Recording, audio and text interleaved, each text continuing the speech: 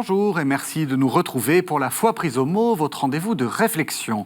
Cette semaine, nous poursuivons notre parcours des chemins de l'Orient à la découverte des pères de l'Église orientale. La semaine dernière, nous étions à Nizib, en Syrie, et cette semaine, nous voilà à Narek, en Arménie. Au passage, nous avons fait un saut de 7 siècles pour découvrir Grégoire de Narek. J'ai beaucoup hésité avant de vous reproposer une émission sur Grégoire, car nous en avions enregistré une il y a 3 ans, lorsque le pape François l'a déclaré docteur de l'Église. Et vous pouvez la retrouver sur le site internet de la chaîne. Mais je dois avouer que je n'ai pas su résister à la beauté fulgurante de son œuvre, qu'il faut ranger au rang des plus belles œuvres de la mystique mondiale. Alors, ne boudons pas notre plaisir et retrouvons Grégoire en compagnie de son traducteur en français et de son meilleur connaisseur, Jean-Pierre Mahé. Bonjour Jean-Pierre Mahé. Bonjour monsieur. Vous êtes membre de l'Institut et puis c'est vous qu'on avait déjà découvert il y a 2 ans à propos de la première émission que nous avons faite, 3 ans. Il y a l'émission que nous avions fait au moment du doctorat. Alors là, vous me dites que vous êtes content de venir parce que c'est une série sur l'Orient. Et vous me dites, c'est bien, on ne parle pas des pères grecs. Oui, parce que traditionnellement, on inclut parmi les pères orientaux des pères de langue grecque. Oui. Et je dirais presque des pères antérieurs au 5e siècle. Oui. Hein. Or, au fond, la différence entre l'Orient et l'Occident, à cette époque-là, je veux dire les 4 premiers siècles chrétiens, n'était pas encore marqué. C'est-à-dire que on parle... À peu près tous les latins cultivés connaissent le grec, et il n'y a pas vraiment de rupture. Tandis que quand on parle des auteurs qui sont véritablement orientaux, c'est-à-dire qui n'écrivent pas le grec, qui écrivent le syriaque, l'arménien, le géorgien, on est en dehors des limites de l'Empire, et on trouve des formes de christianisme qui, je dirais, sont nettement moins intellectuelles et nettement plus spirituelles, quelquefois, comme on l'entend dire, c'est-à-dire nettement plus mystiques que celles qu'on rencontre en Occident. Donc je pense que cette spécificité, qui est d'ailleurs citée dans la constitution des Églises orientales du Concile Vatican II, doit être prise en considération. Alors justement, parlons de l'Arménie. On est donc en l'an 1000.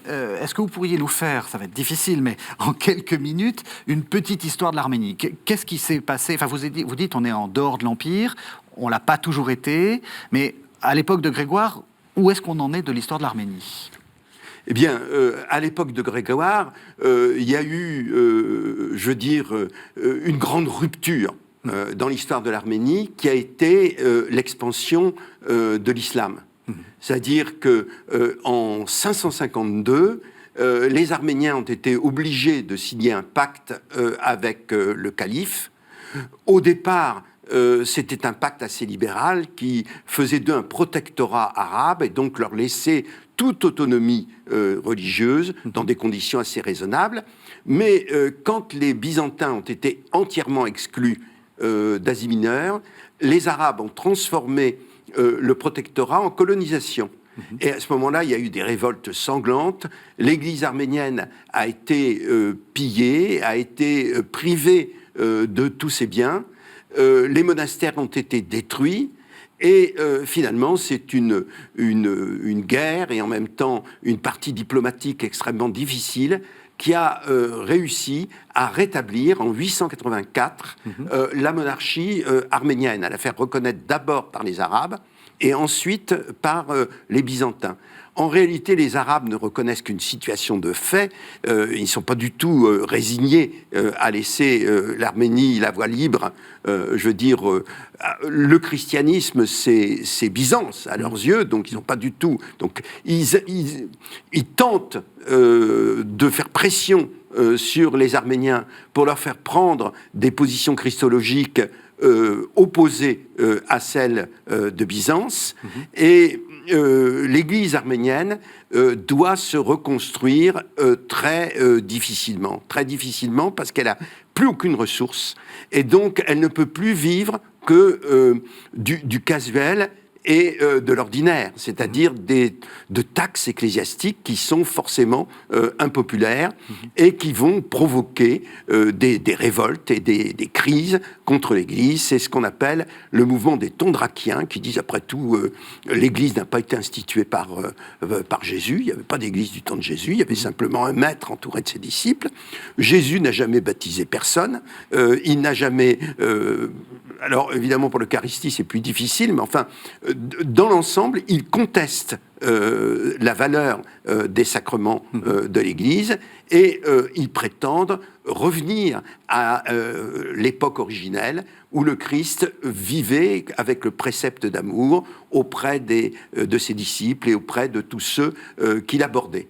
Et Grégoire de Narek appartient au parti contraire, c'est-à-dire c'est quelqu'un qui pense qu'il ne faut surtout pas abolir la grâce de l'incarnation, c'est-à-dire il faut maintenir l'Église, mais il faut la réformer. La réformer non pas par la brutalité, mais en réformant les cœurs. Et c'est ça tout le sens de son œuvre, c'est une entreprise de redressement, de restauration de la connaissance de Dieu et de l'approche du Christ. Alors, il faut rappeler que l'Arménie n'a pas toujours été ce petit pays qu'on connaît actuellement, que c'est un pays qui a été très grand, qui est allé jusqu'à la Turquie. C'est d'ailleurs une des raisons du drame du génocide. Là, c'est un pays qui est finalement isolé d'une certaine façon du christianisme, enfin du monde chrétien, à cause de la montée en puissance des oui, musulmans. Alors, l'Arménie, à cette époque-là, aujourd'hui, c'est moins de 30 000 km². C'est ça, c'est tout à petit, l'époque, oui. c'est 400 000 km², Oui. à peu près, Oui. qui se trouvent très, très loin de la Turquie. Parce que les Turcs n'apparaissent pas dans la région avant le 2e millénaire. Oui. Donc, il n'est pas question de Turcs dans ce contexte. Oui. Mais ils sont à l'est de l'Asie mineure, on peut dire même à l'est de l'Euphrate, à peu près. Et ils représentent, à cette époque, plusieurs principautés, dont les deux principales sont le royaume des Bagratides, au nord, qui est un royaume, je veux dire, au point de vue religieux, qui est, je dirais, très intellectuel. C'est-à-dire, on apprend Aristote, on apprend Platon, on apprend des choses tout à fait comme en Occident. Et puis, le royaume du Sud, qui est le royaume du Vaspurakan, où vit Saint Grégoire de Narek, et où la spiritualité est fondée sur des pères comme Évagre le Pontique, ou Nil d'Ancire, qui insistent sur Dieu sensible au cœur. C'est-à-dire, on ne connaît pas Dieu par des raisonnements intellectuels, mais on le connaît si on sait retrouver les couches les plus anciennes de son cœur, avant qu'on soit, pétrifié par la croûte de l'égoïsme, de l'indifférence. Hein. On trouve, et autant on était capable d'émotions d'abord charitables et désintéressées. Et donc pour ça, il faut pratiquer ce qu'on appelle le don des larmes. Le don de l'élection ou le don des larmes, c'est pareil. Hein. Il faut savoir ramollir son cœur et pleurer. Et ça, c'est un des points fondamentaux de Saint Grégoire de Narek. À quoi ça sert de faire un sermon devant un prince qui passe toute sa vie à massacrer des Sarrasins? Donc la vie humaine, pour lui, d'une certaine façon, c'est une valeur très relative, qui intrigue pour se maintenir au pouvoir. Vous voyez, ça ne sert à rien, parce que si ce prince... je veux dire, écoute le sermon, ce qui est d'ailleurs assez douteux, il l'aura oublié une heure après. En réalité, il faut trouver moyen de toucher le cœur. Et il faut provoquer, si je puis dire, des larmes. Alors c'est possible. C'est possible, même si vous avez affaire au pire des scélérats. Parce que forcément, tout individu a dans sa conscience, dans son histoire personnelle, quelque chose dont il ne s'est jamais consolé. Quelque chose qui peut remonter très loin, à son enfance ou plus tard, et dont il ne s'est jamais consolé. Et si on arrive non pas à tenir des propos indiscrets, mais à lui faire souvenir de cette chose, à la lui rappeler au fond de lui-même.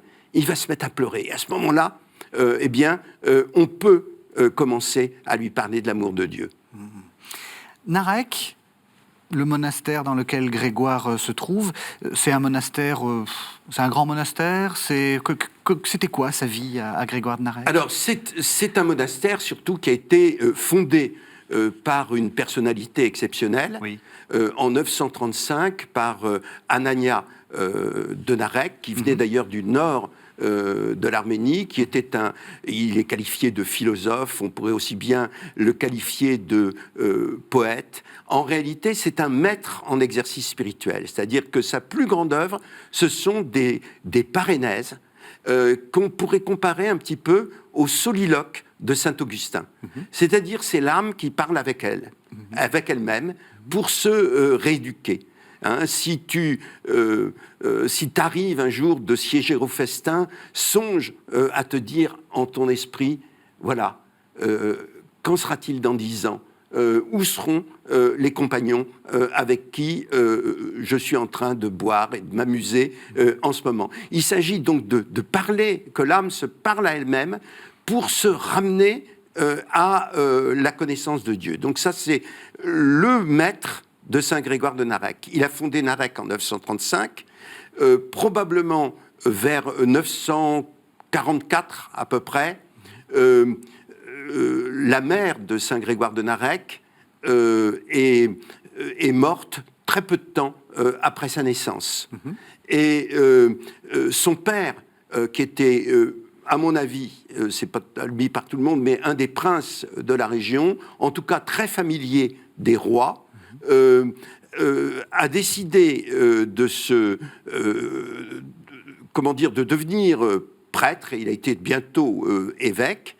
Il a décidé de rééduquer, si je puis dire, tous les curés de son époque pour leur apprendre à comprendre ce qu'ils disent et non à battre l'air avec leur langue.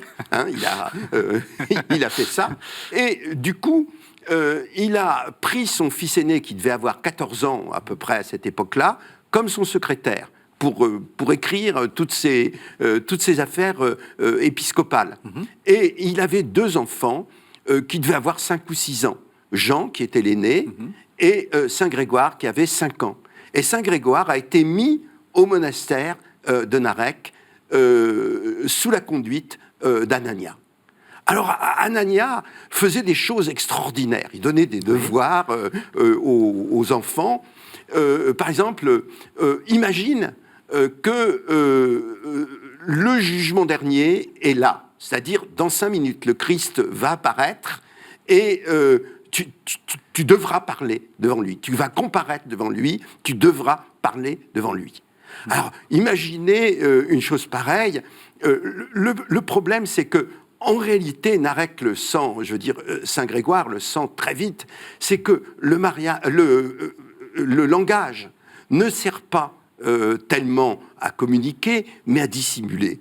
Mais devant le Christ, ça marche pas. Oui. C'est impossible. Oui. C'est terrible de comparaître devant le Christ parce qu'il voit tout, il sait tout. Et donc, il faut trouver un langage de vérité. Donc, pour parler au Christ, il faut en premier lieu se prosterner, se reconnaître comme pécheur et en même temps ne pas tomber dans le désespoir et croire, implorer sa miséricorde. Donc, il est probable que pour ce genre de composition rhétorique, Saint Grégoire est très jeune, est devenu en quelque sorte la gloire du monastère. C'est-à-dire que ça a stupéfait tout le monde et qu'on a très pieusement, en quelque sorte, gardé ses copies. Et puis, voilà une vie tranquille qui se passe, et tout à coup, au moment de l'adolescence, évidemment, viennent les tentations,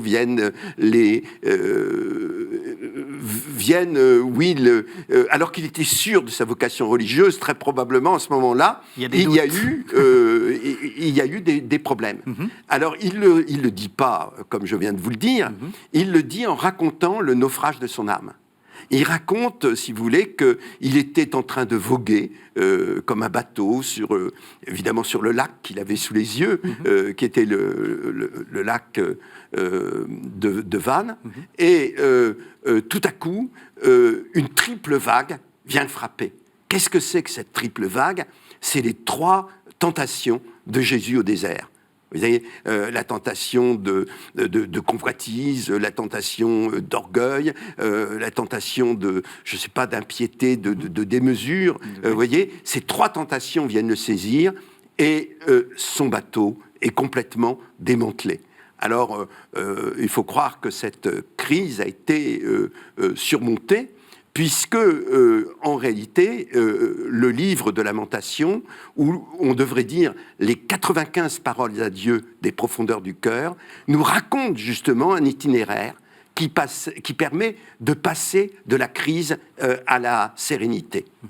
On va y revenir. Ce que je vous propose d'entendre, pour entendre pour une première fois la voix de Grégoire de Narec, c'est une mélodie de Pâques que vous avez traduite. Donc c'est à la fois Grégoire de Narec et puis votre traduction, Jean-Pierre Mahé. Alors c'est un chant très mélismatique. Il faut imaginer que... Mélismatique, qu'est-ce que vous voulez dire? Je veux dire que il y a beaucoup, c'est très modulé avec beaucoup d'inflexions. C'est-à-dire que c'est un texte très court, mais dans lequel vous avez, enfin relativement court, celui-là est assez long, mais dans lequel les paroles sont dites très lentement et sur un ton, sur une mélodie.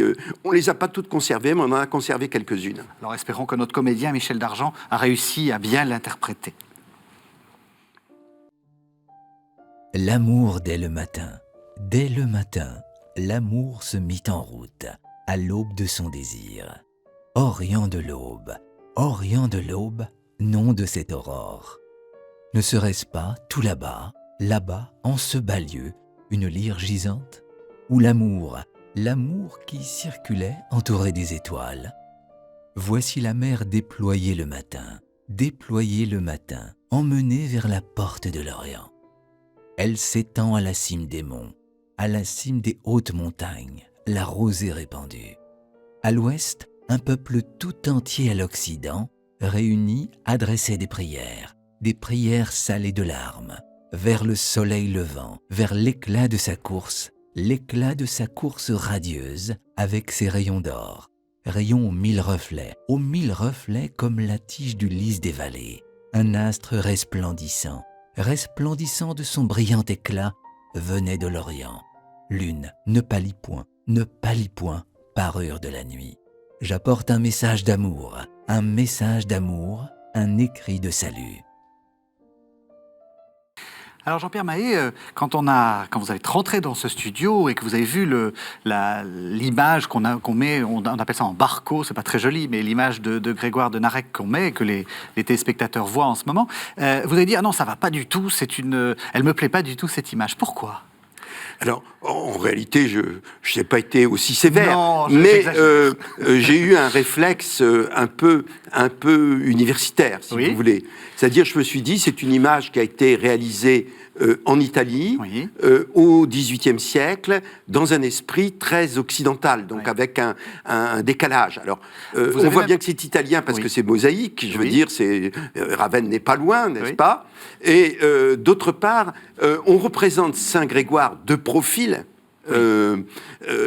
Dans les miniatures arméniennes traditionnelles, ce sont les méchants qui sont représentés de profil. Les gens, les saints sont toujours représentés de face. Mm-hmm. Et on le représente occupé à manipuler un très gros livre. Oui. Il est vrai qu'il a écrit dans sa vie, mm-hmm. mais en réalité... en faire un homme de cabinet, de bureau, me paraît un contresens. Alors, dans votre livre, vous prévoyez, vous avez proposé une autre illustration. Là, vous l'avez en main. Commentez-la nous. Alors, d'abord, c'est la plus ancienne miniature d'une très vénérable copie de Saint Grégoire de Narec qui a été commandée par un autre saint. Qui est Saint Nersès de Lampron, qui fut un apôtre de l'écuménisme dans l'Arménie cilicienne. Et il a fait faire 4 miniatures. Celle-ci s'intitule Grégoire comme ascète. Alors, qu'est-ce qui est important? C'est que, justement, il n'y a pas de livre, il n'y a pas d'écriture. Il est en train de faire un exercice pratique, qui est de prier Dieu, comme de prier le Christ, qui d'ailleurs descend pour lui répondre, en quelque sorte, et de le prier Dieu par son ascèse, par ses larmes, justement, comme il le dit. Vous voyez les mains qui sont en position orante, Oui. et apparemment, sa prière a parfaitement réussi, parce que le Christ le bénit. Vous voyez, on voit la main du Christ qui sort du nuage et qui le bénit. Et parce que Grégoire lui-même est enveloppé dans la gloire du Christ. Vous voyez tout l'or du ciel qui sort, qui émane du Christ. Et vous voyez les fruits de sa prière qui sont sur terre. Ce sont des fleurs qui ont poussé à cause de ses larmes et de sa prière, et qui représente évidemment les grâces qu'il voudrait dispenser dans son livre à tous ses lecteurs. Et alors, donc, ça nous montre quelque chose de très important sur la piété des Orientaux. Oui. C'est-à-dire que nous sommes assez intellectuels, c'est-à-dire nous attachons une très grande importance, évidemment, à tous les termes de la règle de foi. C'est universel dans le christianisme, bien entendu. Personne ne va vous dire qu'on ne croit pas dans les trois personnes de la Sainte Trinité. Donc ça, c'est très important. Mais je veux dire, il y a beaucoup de termes qui sont très commenté, et on insiste sur la formation catéchétique. Je vous rappelle que sur la théologie, je vous rappelle que ça n'existe pas, ou ça n'existait pas récemment dans les églises d'Orient. Hein. Pourquoi? Parce que on n'adore pas Dieu parce qu'on le connaît, mais on apprend à le connaître en l'adorant. C'est-à-dire qu'il faut d'abord s'exercer justement aux larmes, à la prière, aux génuflexions. Il faut que l'homme intérieur, l'homme extérieur, en quelque sorte, suive les mouvements de l'homme intérieur. Donc c'est ce qu'a dit Saint Grégoire dans un opuscule qui concerne la prière. Et donc c'est seulement à partir de ce moment où on accepte de se conditionner soi-même, de se préparer, que Dieu daigne se faire connaître. C'est un peu pascalien. C'est tout à fait quand Pascal pascalien. dit qu'il faut s'abêtir, comme il dit, à aller faire des génuflexions, etc. Alors Pascal emploie ce mot abêtir, qui nous choque beaucoup, mais qui est une façon d'exprimer la vérité qu'il a redécouverte tout seul dans son expérience personnelle, mais qui est très proche de la sensibilité des chrétiens orientaux. Alors, vous avez commencé un peu à en parler, du livre qu'on appelle le livre des Lamentations. Quelle est l'œuvre de Grégoire? Comment est-ce qu'on peut la ranger? Qu'est-ce qu'il y a dans cette œuvre? Eh bien, en réalité, Grégoire a écrit toute sa vie. Oui. Et en réalité, il n'a jamais voulu publier ce qu'il avait écrit. C'est-à-dire, c'est jamais lui qui a décidé de publier ce qu'il a écrit. C'est-à-dire qu'on lui a demandé, un roi lui a demandé de commenter le Cantique des Cantiques, parce que le Cantique des Cantiques pouvait donner lieu à des hypothèses hardies sur les saints de la bien-aimée, etc. Bon, il valait mieux assagir tout cela. Bon, alors donc Grégoire écrit. Donc il a été obligé il a refusé naturellement, mais le roi a insisté, donc il a été obligé finalement de livrer cela au roi. D'autre part, l'empereur a donné une relique de la Sainte Croix. Et donc, on a construit une église pour cette relique, et il a été obligé de prononcer le discours, enfin d'écrire en tout cas, le discours de l'inauguration de tout cela. Et c'était encore une commande royale. Et puis, voilà. Alors, il s'est passé que, à un certain moment, il a voulu lui-même intervenir dans quelque chose qui était très important à ses yeux, qui était le fait que l'empereur Basile II avait rétabli l'usage de la cimandre, c'est-à-dire du gond d'église en bois, pour les Arméniens qui en étaient privés à cause de leur désaccord avec les Grecs. Et il a châtié les ennemis de l'Église. Alors, il a voulu faire un discours à ce sujet, et à ce moment-là, tous les moines de l'abbaye ont dit, oui, mais si tu publies ça, il faut que tu publies aussi le reste. Et finalement, c'est son frère qui était devenu abbé du monastère, Jean, qui était son frère aîné de quelques années, qui a planifié la publication des œuvres de Grégoire. Et il en a fait une espèce de triptyque. C'est-à-dire qu'il y a d'un côté les panégyriques des saints, dont les reliques sont dans le Vaspurakan. Et dans le Vaspurakan, c'est-à-dire dans le royaume du lac de Van, n'est-ce pas? Deuxièmement, il y a le livre des liturgies, des liturgies anagogiques, les hymnes et les odes qu'on dit au moment de la Sainte Messe. Et puis, finalement, il y a un livre, ça c'est pour l'homme extérieur. Je parle en termes de Saint Paul, mais repris par Saint Grégoire. C'est pour l'homme extérieur. Il faut évidemment profiter de ces cérémonies religieuses pour élever l'âme vers Dieu, pour transporter, si possible, toute l'assemblée. Puis, dès que la messe est finie, il faut se retirer dans sa cellule et il faut prier. Et ça, ce livre qui est le Saint des Saints de l'œuvre de Saint Grégoire, c'est 95 paroles à Dieu qui ont été réunies sous le titre un peu inquiétant de Livre de Lamentation. Livre de Lamentation, parce que le don des larmes, c'est le début de la grâce. N'est-ce pas? C'est surtout ce qu'il faut retenir. Et ce livre de Lamentation a été un succès absolument extraordinaire. C'est-à-dire que après l'Évangile, c'est le livre le plus copié en arménien. C'est le livre dont, au XVIIIe siècle, ça a été le premier livre arménien dont on a fait un index, une concordance, pour pouvoir retrouver tous les passages. Il arrive souvent que quand on rentre dans une église, on voit le livre de Lamentation sur l'autel, à côté de l'Évangile. Et il y a même des prêtres qui n'ont pas été loués par la hiérarchie officielle, mais qui ont dit que 2 pages du Narek valaient toute une lecture d'évangile. Tellement ça a été aimé. Et alors, il y avait aussi des Nareks à la maison. Et donc, on les lisait.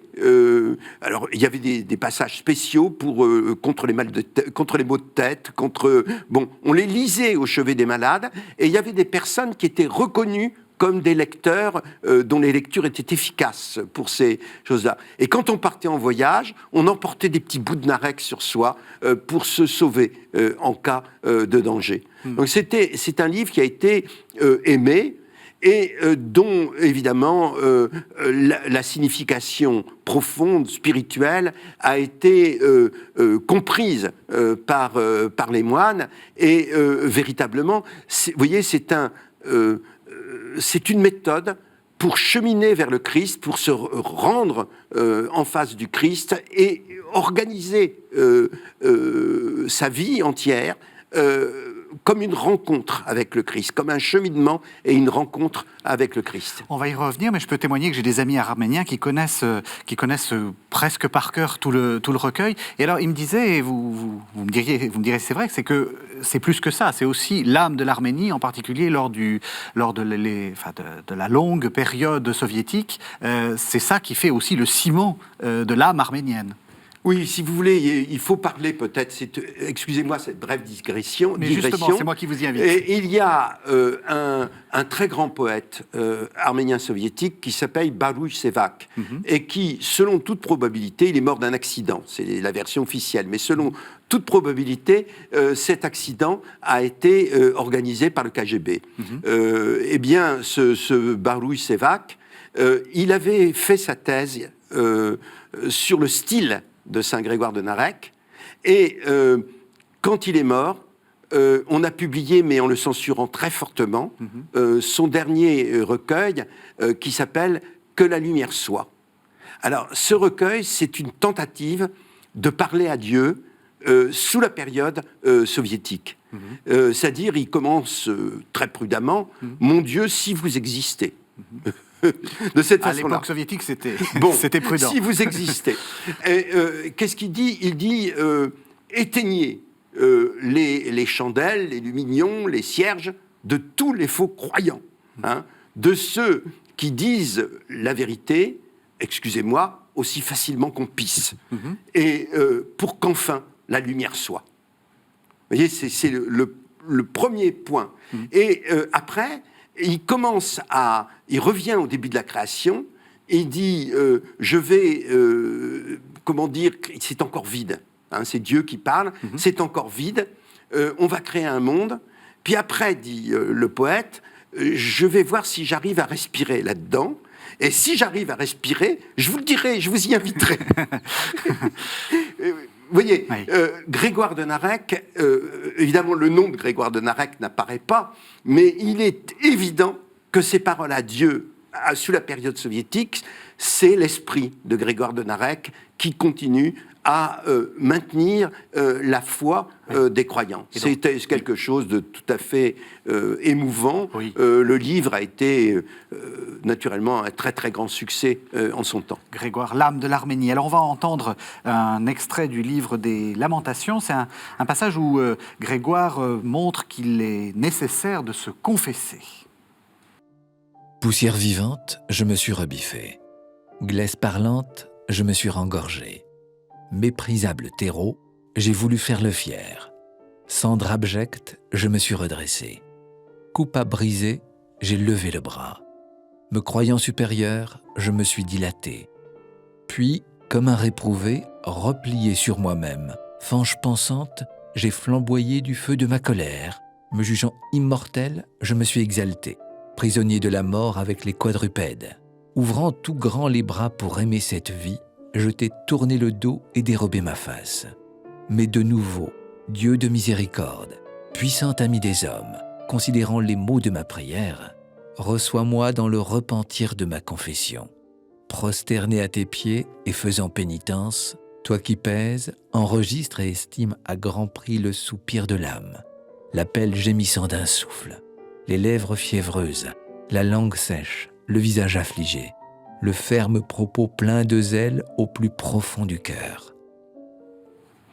Voilà, on voit l'extraordinaire puissance poétique. Alors j'imagine qu'en arménien, c'est encore oui, c'est très plus beau, étonnant. c'est rythmé par groupe de 5. Oui. Ça donne une impression extrêmement entraînante quand on entend.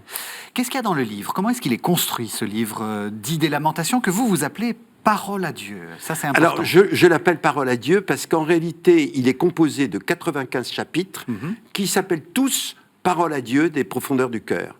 C'est-à-dire, le premier s'appelle Parole à Dieu des profondeurs du cœur, mais après ça, il dit, et de rechef, plainte renouvelée du même veilleur. Le veilleur, c'est Grégoire, Grigore, l'éveillé, et Parole à Dieu des profondeurs du cœur. Ah, évidemment, Parole à Dieu des profondeurs du cœur, ça rappelle le des profondeurs. Des profondis, hein, j'ai crié vers toi, Seigneur. Mais il faut bien comprendre que cette fois-ci, c'est pas une clameur sonore. C'est des prières qui sont mentales. Parce que un des principes de l'église de Narek, de l'école de Narek, je veux dire, c'est que battre l'air avec sa langue ne veut rien dire en soi. C'est l'attention du cœur qu'il faut avoir. Et même Grégoire qui supplie le Christ de lui garder le don de la poésie.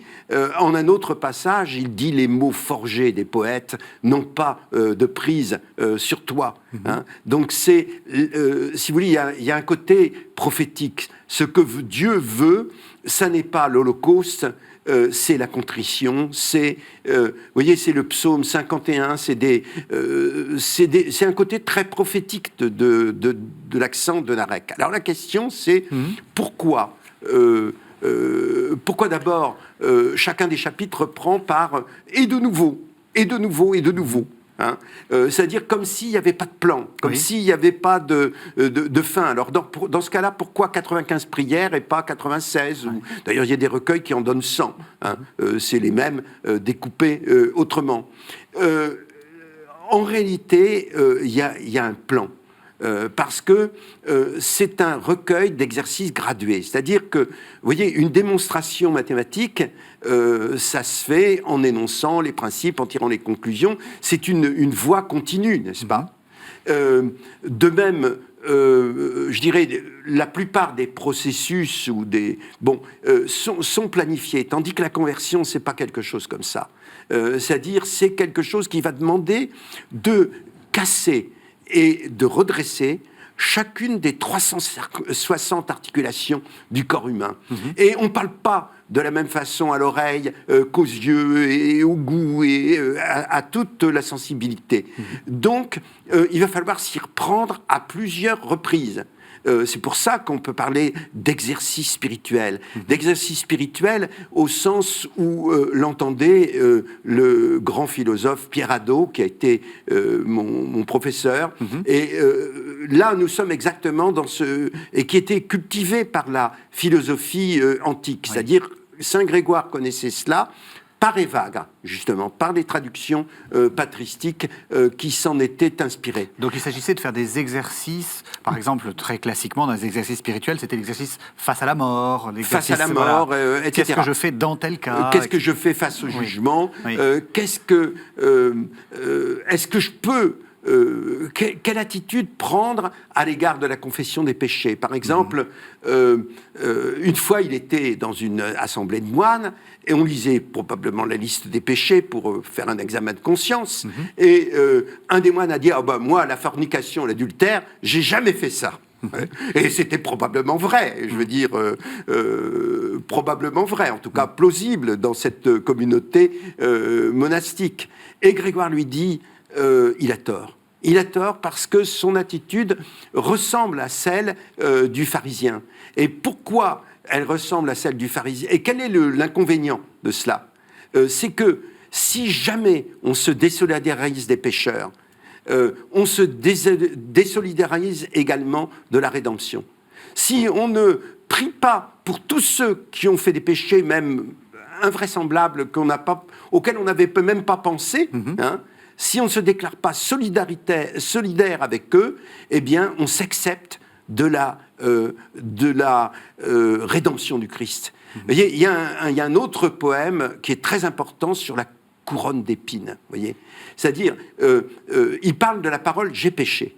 Et il dit, cette parole, elle a un pouvoir extraordinaire. C'est-à-dire que même si on l'a dit au dernier moment, d'abord, elle enlève quelque chose et elle dilate le temps. Dieu peut faire ce qu'il veut. Si on le dit, si un condamné à mort l'a dit, etc., au dernier moment, il va retrouver le salut.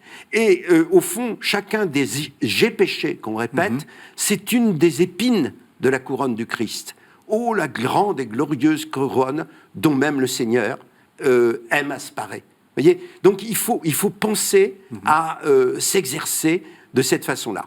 Alors il y a quand même un itinéraire. Oui, parce qu'on a l'impression que c'est des exercices spirituels, mais c'est aussi l'histoire d'une âme, si je puis dire. C'est l'histoire d'une âme. Alors il y a un itinéraire. Il parle aussi de lui. Il parle vraiment de lui. Il faut une certaine familiarité. Si vous voulez, c'est comme quand on est dans une salle sombre, il faut un certain temps pour que les yeux y voient clair. Alors un des points essentiels, c'est que, puisque c'est une initiation au Christ, ça se passe dans un lieu initiatique. Or, ce lieu initiatique, c'est l'Église, tout simplement. Et Saint Grégoire lui-même le dit très nettement à la fin de son livre, « J'ai bâti ce bâtiment extraordinaire, cet édifice extraordinaire. » Alors, dans l'Église, l'Église, c'est comme le Saint des Saints du Temple de Salomon, ou c'est comme l'Arche de Noé. Quel est le point entre les trois éléments ? C'est le chiffre 3. C'est-à-dire, il y a un narthex, ou bien la cale de l'Arche de Noé, dans laquelle il y avait uniquement l'homme, où il y avait uniquement les quadrupèdes et les reptiles.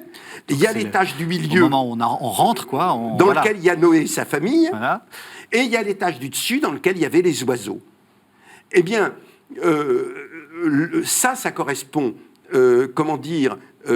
au vestibule du temple, puis au Saint des Saints, n'est-ce pas ?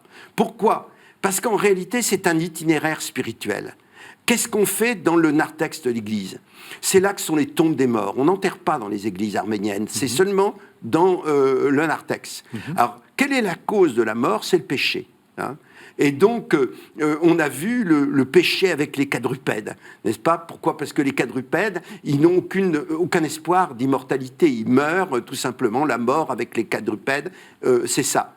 Alors, qu'est-ce qu'on fait dans cette salle? On commence par dire « j'ai péché ». On se confesse de ses péchés et on arrive à la porte de l'église, de la salle de l'église, c'est-à-dire du saint. Là, on dit la règle de foi et on rentre. Et là, on suit la vie de l'Église. C'est-à-dire qu'on reçoit, on apprend à dire les prières, on reçoit les sacrements, comme ça. Et puis, finalement, après probablement des rechutes, hein, on atteint une certaine stabilité. Et à ce moment-là, on peut élever les yeux vers l'autel et vers ce qu'il y a de plus important dans l'église arménienne, c'est derrière le rideau de l'autel. Qu'est-ce qui est derrière le rideau de l'autel? C'est le Saint des Saints, c'est le ciel, l'autel du ciel, en quelque sorte, où a lieu la vision d'Isaïe. Oui, parce qu'il faut expliquer que dans les églises arméniennes, il n'y a pas d'iconostase au sens non, il n'y a strict, pas d'iconostase. Mais on tire un rideau au moment des saints mystères. Voilà. Oui. Ouais. On tire un rideau qui n'est pas forcément figuratif, je dirais. Hein, il peut y avoir simplement un signe de la croix.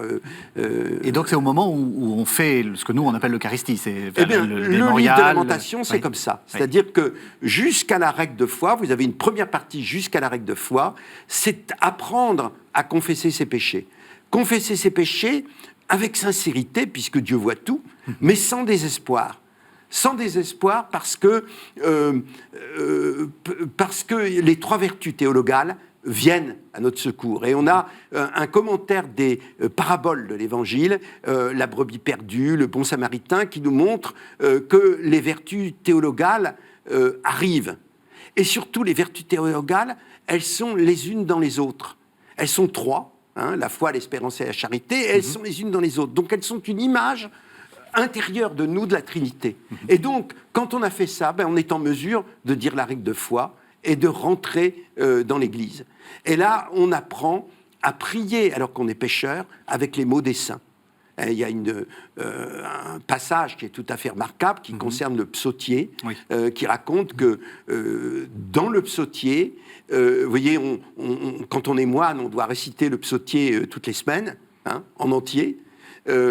Alors on sait les psaumes par cœur, et puis on a un peu tendance, peut-être, à la somnolence, mais tout à coup, il y a une parole qui se détache. Si on reste attentif, il y a une parole qui se détache, qui est un message actuel, qui nous est adressé. Hein, et on comprend, comme ça, bien qu'on est sanctifié, ou du moins, on est pardonné à cause de la communion des saints.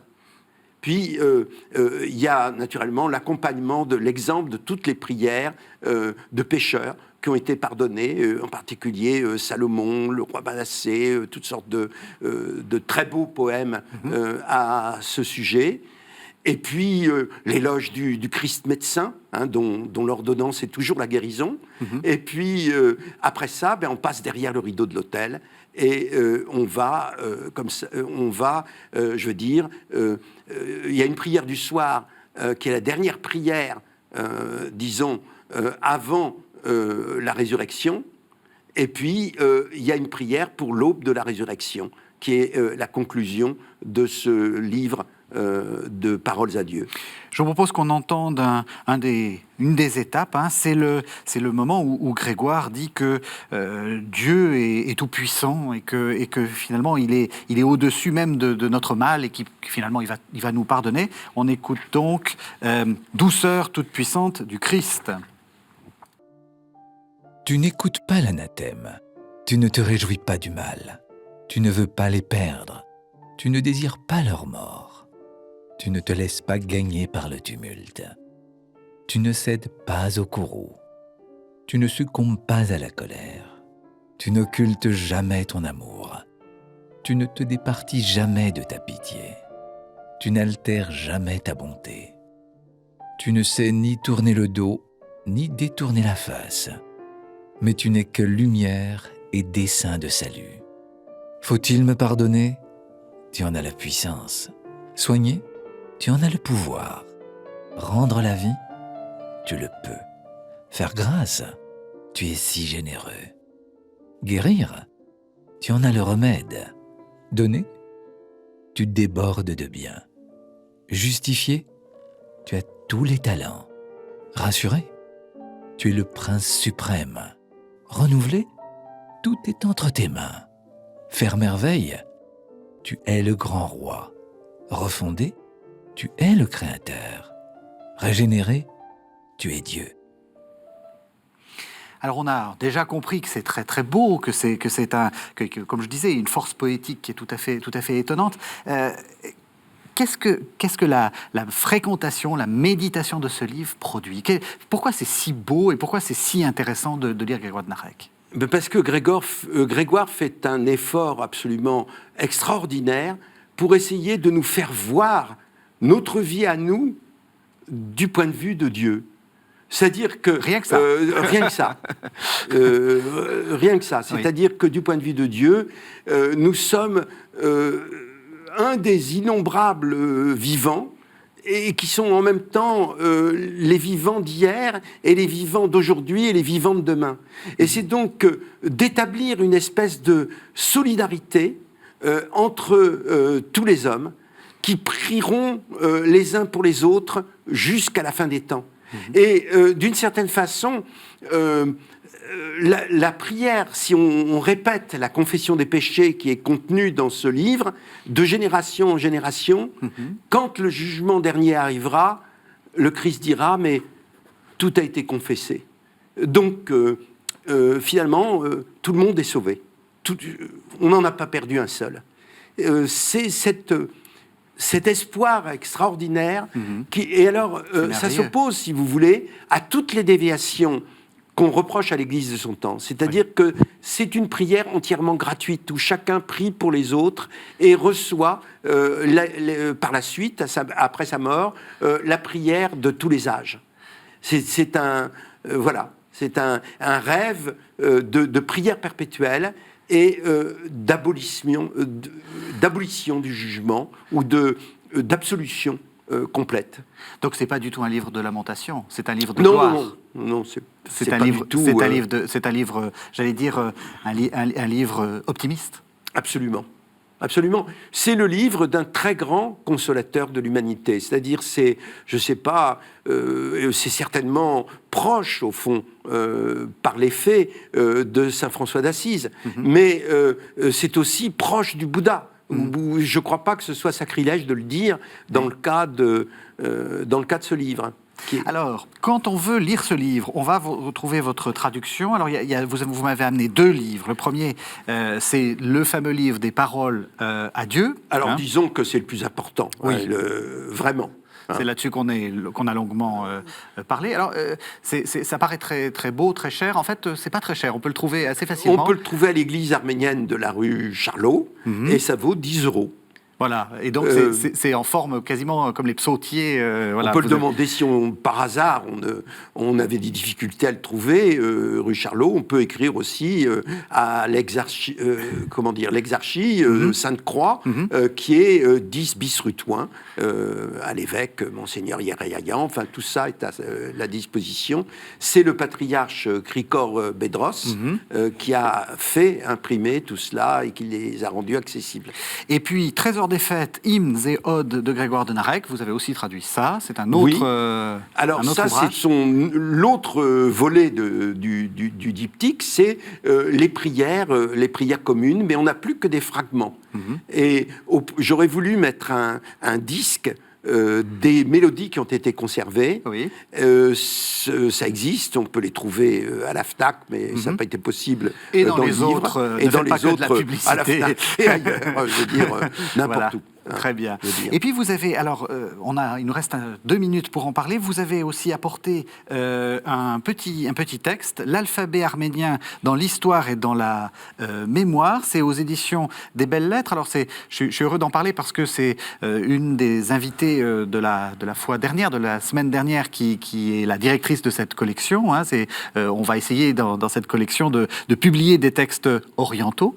Alors, vous étiez pas complètement satisfait du titre, l'alphabet arménien. J'aurais voulu qu'est-ce que ça veut dire les lettres données par Dieu. Parce que les Arméniens croient que les lettres ont été données à 2 peuples, aux Hébreux, sur le Sinaï, par Moïse, et aux Arméniens, par un saint moine qui s'appelait Mashtots.